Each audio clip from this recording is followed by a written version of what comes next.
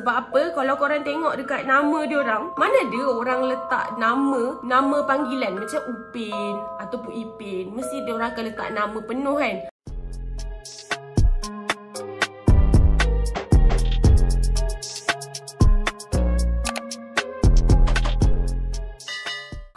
Upin dan Ipin dah meninggal dunia? Cerita Upin dan Ipin ni berdasarkan kisah sebenar? Serius lah? Upin dan Ipin inilah dia. Kembar seiras itu biasa. Upin dan Ipin ragam aksinya. Kau disenangi siapa jua. Hi guys, Assalamualaikum. Welcome back to my YouTube channel. Hi guys. Okay guys, so hari ni kita nak sambung pasal kisah Upin Ipin yang dikatakan diangkat daripada kisah sebenar, geng. Kalau korang nak tahu, baru-baru ni memang viral gila-gila lah. Dia bermula daripada TikTok and then dia pindah ke YouTube, pergi kat Twitter, and then ramai gila yang membincangkan pasal isu adakah Upin Ipin ini telah diambil daripada kisah sebenar ataupun hanya rekaan semata-mata, geng. So siapa-siapa yang terlepas bas, korang boleh tengok video aku semalam pasal Upin Ipin ni, and then boleh tak aku nak minta tolong korang boleh tak tolong komen selepas aku habis video. Korang tengok dulu video ni, lepas tu korang komen, boleh tak? So siapa-siapa yang belum tengok video semalam, so aku rewind balik video yang ni. Korang tengok dulu video yang viral dekat TikTok pasal Upin dan Ipin. Let's go. Pantesan gak pernah, geng. Ternyata cerita berdasarkan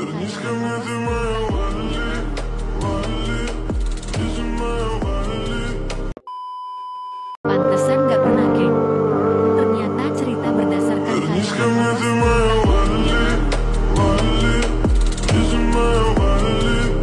Okay, kalau korang nak tengok video tadi, korang mesti nampak kan, ada penampakan kubur Upin dan Ipin. So, ada seorang warga TikTok, diorang merakam satu perkuburan ada nama Upin dan juga nama Ipin. So, ramai gila yang buat spekulasi pasal cerita Upin dan Ipin dan mengatakan bahawa cerita Upin dan Ipin ini diambil dan diangkat daripada kisah sebenar, geng.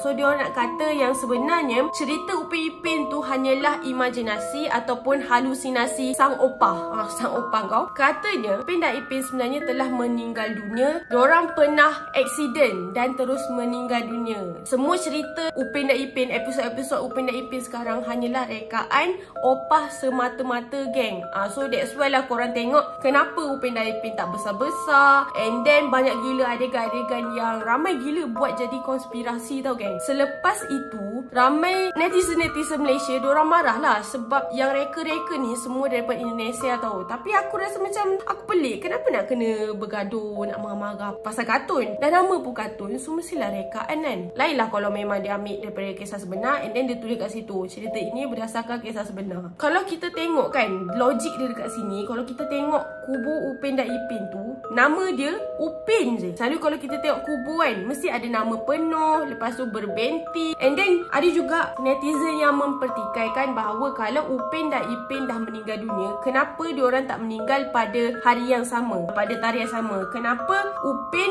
meninggal dulu daripada Ipin? Kalau korang tengok dekat video ni, Upin meninggal pada 6 hari bulan 8 1995 dan Ipin meninggal pada 2 hari bulan 4 1996. So nampak ada satu jurang waktu dekat situ. Kiranya Upin meninggal dulu pada tahun 1995 and then Ipin meninggal pada 1996. And then ramai gila mempertikaikan lah, benda ni diorang rasa edit. Sebab apa? Kalau korang tengok dekat nama diorang, mana ada orang letak nama panggilan macam Upin ataupun Ipin. Mesti diorang akan letak nama penuh kan.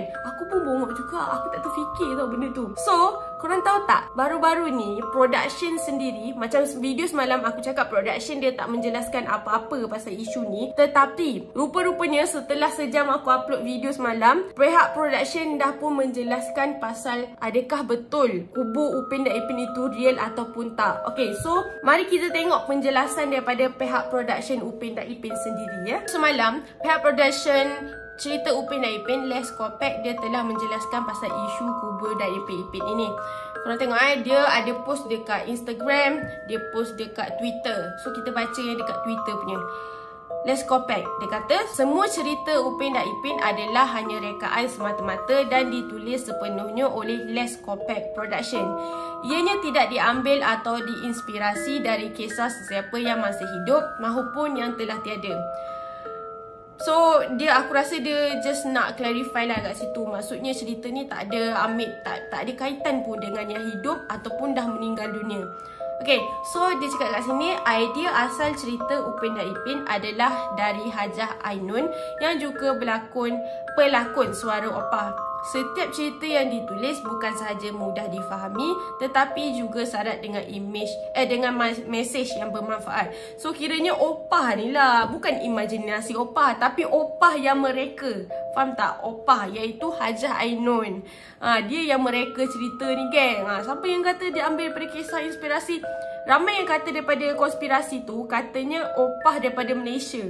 Tapi benda tu kisah benar. Tapi sebenar-benarnya Les Kopek pun dah menjelaskan opah dia ni, Hajah Ainun, idea asal daripada opah dia. Tapi bukan imajinasi dia pun. And then kau tengok Haji Burhanuddin, pengarah urusan Les Kopek Production pula adalah pelakon suara Tok Dalang. Beliau juga turut berkongsi pengalaman beliau dibesarkan di kampung di dalam siri Upin dan Ipin. So ni dia punya pengarah rupanya Tok Dalang tu.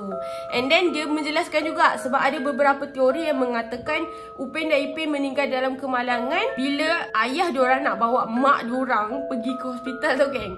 And then diorang clarify kat sini, kenapa Upin dan Ipin tak ada ibu dan ayah. So, ketika Upin dan Ipin musim 1 disiarkan di TV9, iaitu yang aku cakap tu lah, waktu bulan-bulan puasa, waktu raya, waktu tu, ianya merupakan projek sampingan sahaja. Oleh kerana kesuntukan masa dan kekurangan tenaga kerja, tiada watak baru dihasilkan. Dan Les Kopek Production memilih untuk menjadikan Upin dan Ipin anak yatim piatu. So kiranya diorang sebenarnya nak buat cerita yang pendek tau, geng.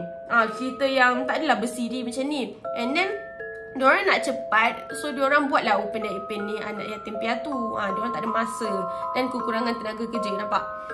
So dia cakap lagi, Upin dan Ipin botak. Kenapa?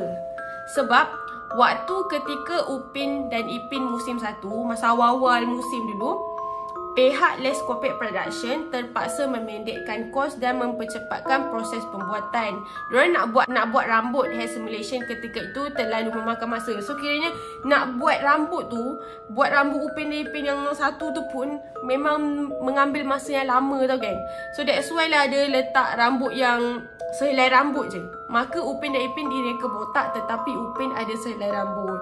So itulah penjelasan kenapa Upin dan Ipin tak ada mak ayah dan kenapa Upin dan Ipin botak. Cuma Upin je ada satu helai rambut. So itu adalah clarification daripada pihak production sendiri. So aku rasa tak ada dah salah faham antara cerita Upin dan Ipin. So aku rasa yang post dekat TikTok tu pun diorang saja je kot. Tak adalah macam serius sangat nak kata yang betul cerita Upin dan Ipin ni berdasarkan kisah sebenar. Korang ni tak payahlah nak serius sangat. Aku rasa kalau betul sekalipun, korang boleh ambil benda ni sebagai iktibar dalam hidup korang, tahu. Tak payahlah nak pertikaikan semua benda. So pihak production pun dah menjelaskan dan aku harap dah tak ada dah orang bergaduh pasal benda ni, dah bergaduh pasal Upin dan Ipin ni. Aku rasa tu sahaja untuk video kita ni. Jaga diri and always stay safe. Bye. Assalamualaikum. Bye.